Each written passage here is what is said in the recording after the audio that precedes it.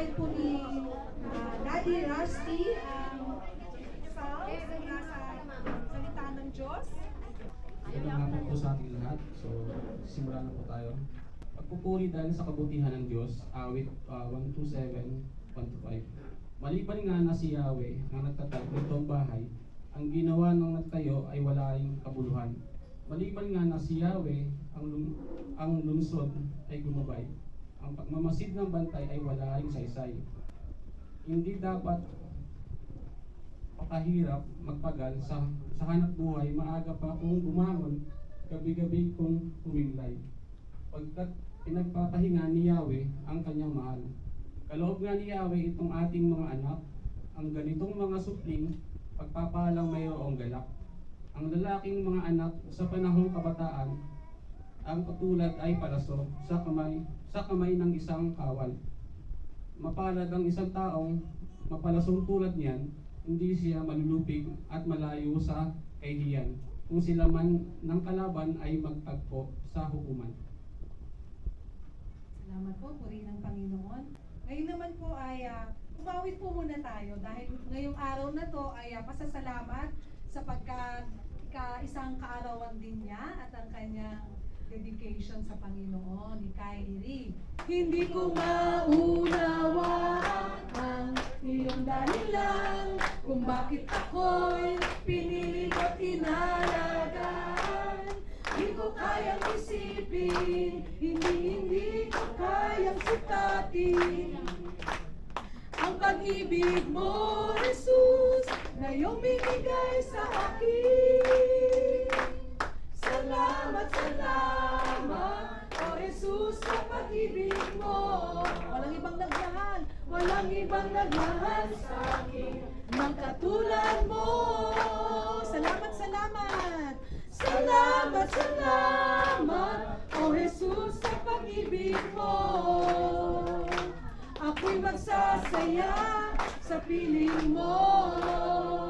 Sa amin at sa iyo rin po nanggaling ang aming mga anak, ang aming mga supling, na ikaw, Panginoon, ang siyang patuloy na nagkakaloob ng ganito, lalo na sa mga mag-asawa, Panginoon.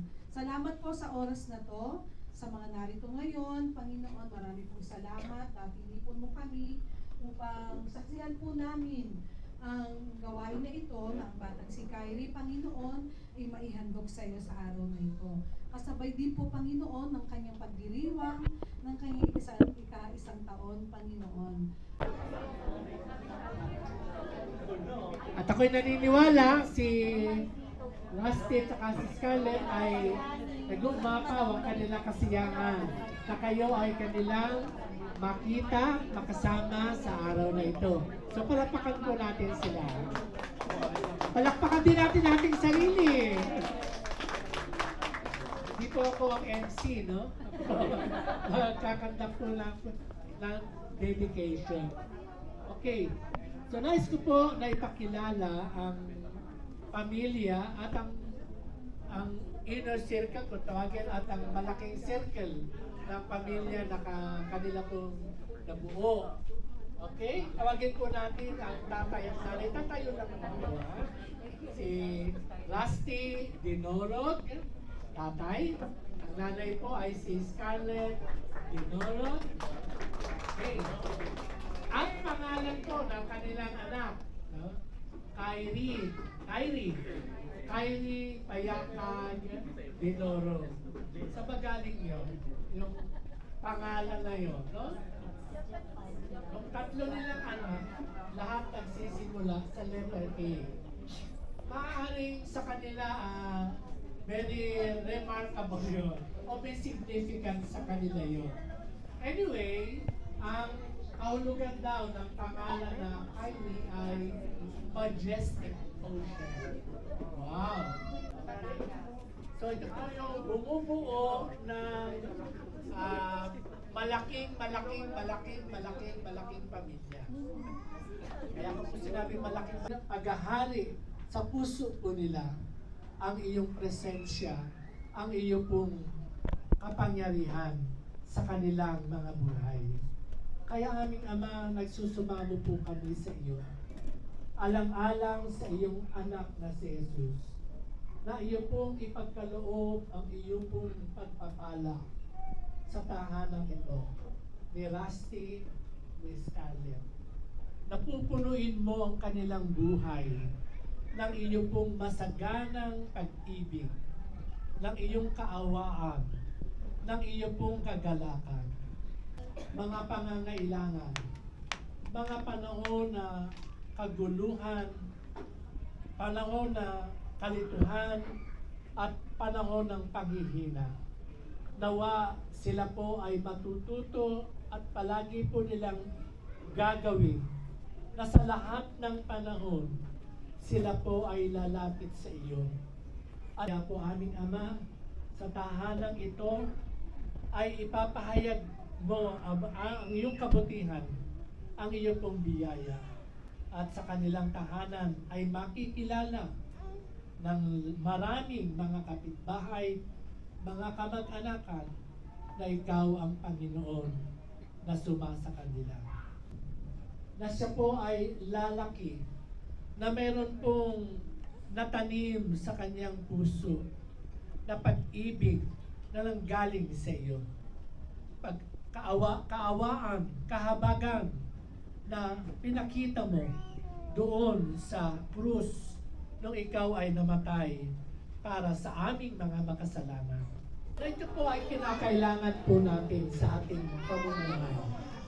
Sabi po dito sa awit 127, except the Lord build the house, they labor in vain that build it. Except the Lord keep the city, the watchman waketh but in vain. It is vain for you to rise up early, to sit up late, to eat the bread of sorrows, for he giveth his beloved sleep. Lo, children are an heritage of the Lord, and the fruit of the womb is his reward. As arrows are in the hand of a mighty man, so are children of the youth. Happy is the man that hath his quiver full of them. They shall not be ashamed, but they shall speak with the enemies in the gate. Mga kapatid at mga minamahal, ito pong ating pong double celebration ay kakabahagi nito yung tinatawag na child dedication. Bakit po child dedication? Bakit po hindi dapat binyagan? Alinsunod po sa katuruan sa Biblia, ang bata po ay hindi po binibinyagan. Ang binibinyagan po, binabautismo, yung mga adult, mga grown up na, yung mga youth, taas, not child. Hindi po sila binibinyagan o binabautismo lang.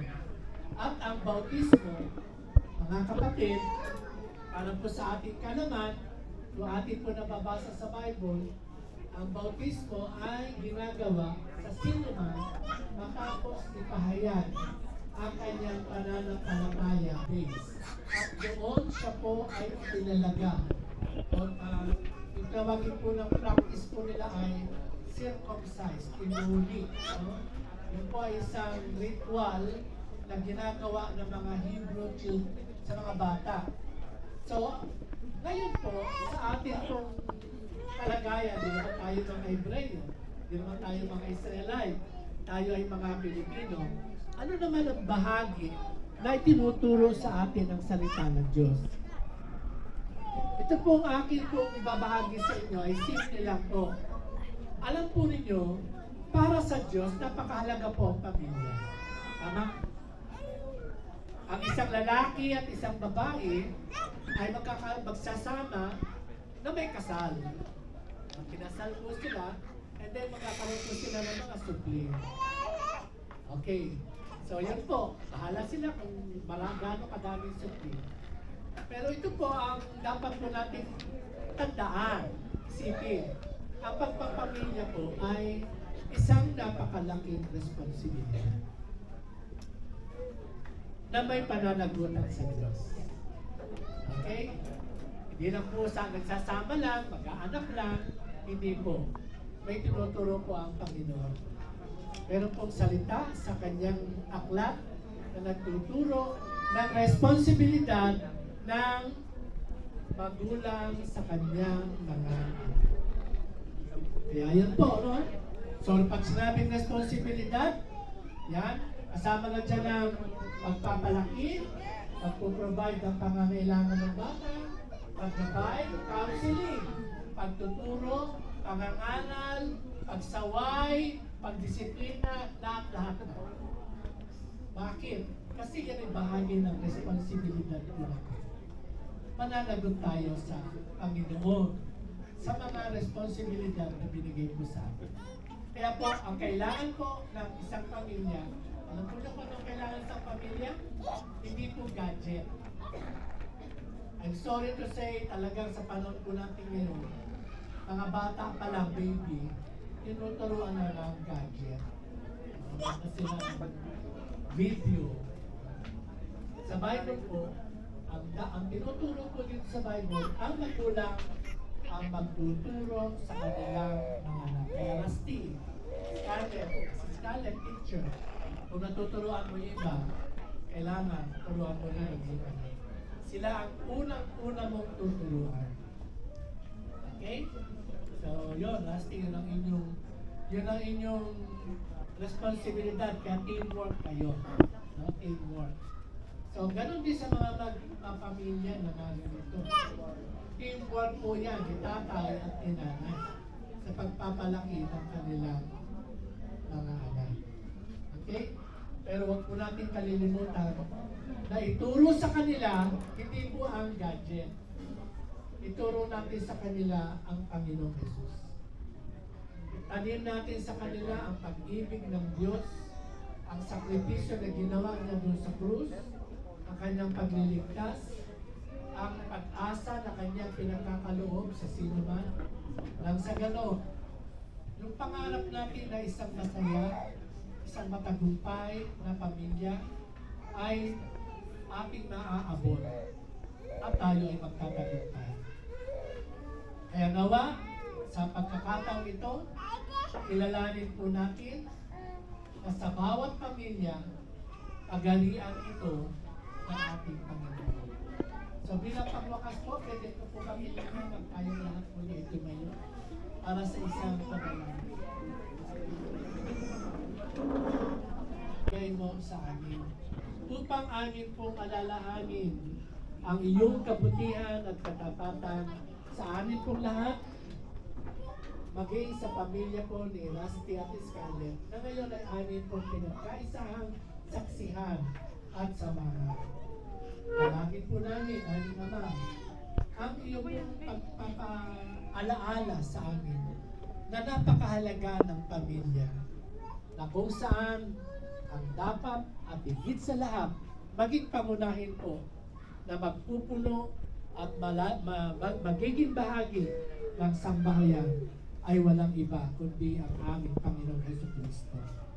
Tulungan mo po ang mga mag-asawa na kanila pong magkaroon sila ng kaisahan ng kaisipan na ibahagi at itayo ang kanilang tahanan sa isang matibay na pundasyon na pinasasaligan ng aming Panginoong Jesus.